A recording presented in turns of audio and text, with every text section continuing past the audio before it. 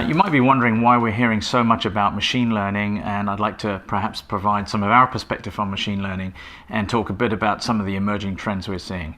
So firstly, what is machine learning? It's essentially a computer system that gets given a training set, and then based on the experience that it gets, it applies the experience to the training set, and then without being programmed, learns to do things, make decisions, give advice, ask questions, etc., etc. And so you have supervised machine learning, which is with the training set, and unsupervised, where there is no training set involved and it's learning from the environment. With the dramatic increase in and proliferation of processors and the amount of data that those processors create increasing even more, and the accessibility of that data, it makes the application of machine learning much more broadly available. So in the past, we've seen it in things like robots in manufacturing and in healthcare and surgery, and you've probably experienced it in your mobile phone if you have an iPhone with Siri, and if you have an Amazon Alexa in your house, you can ask it questions and it'll give you answers or suggest music you might want to hear. There's machine learning in lots of the modern environmental appliances. In your car, for example. You'll see it in the emergence of the self-driving car and in drones. So it's becoming very prevalent, it's becoming more common in the environment, and it's making some people nervous because they worry about this thing called Singularity, where the machines learn to train the machines, and then what's the use of people? And can they make decisions for us?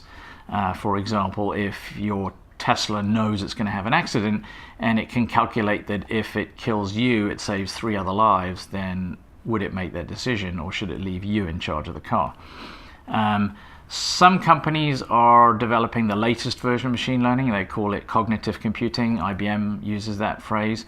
And the reason they're using it is because they're saying that machine learning is really designed to help people eliminate biases. So we have functional biases, self-serving biases.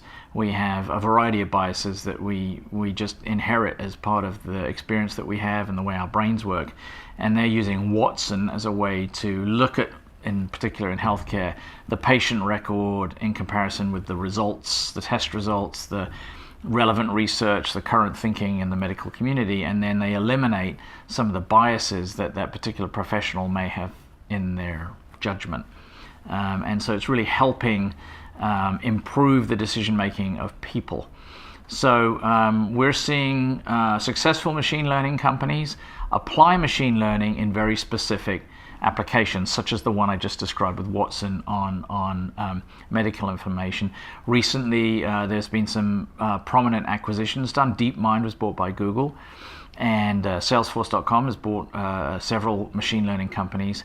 And in a way that machine learning can be applied, for example, if you're having a problem with a device you're using, or a piece of equipment, or some software, or you're just trying to solve a problem, you call the customer service line.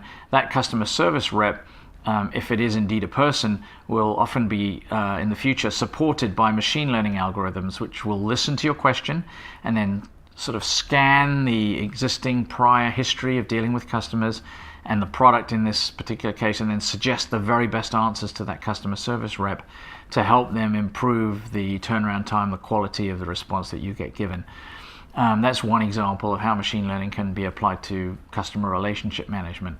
There are many others going on. There's a dramatic shortage in the marketplace for people with machine learning talent. It has recently been said by a group of venture capitalists that all the machine learning talent of any note is now inside large companies or inside startups. So it's a good thing to learn about if you're coming out of college and you are looking for an exciting job. And it's a very interesting emerging technology that GrowthPoint is experiencing in the marketplace.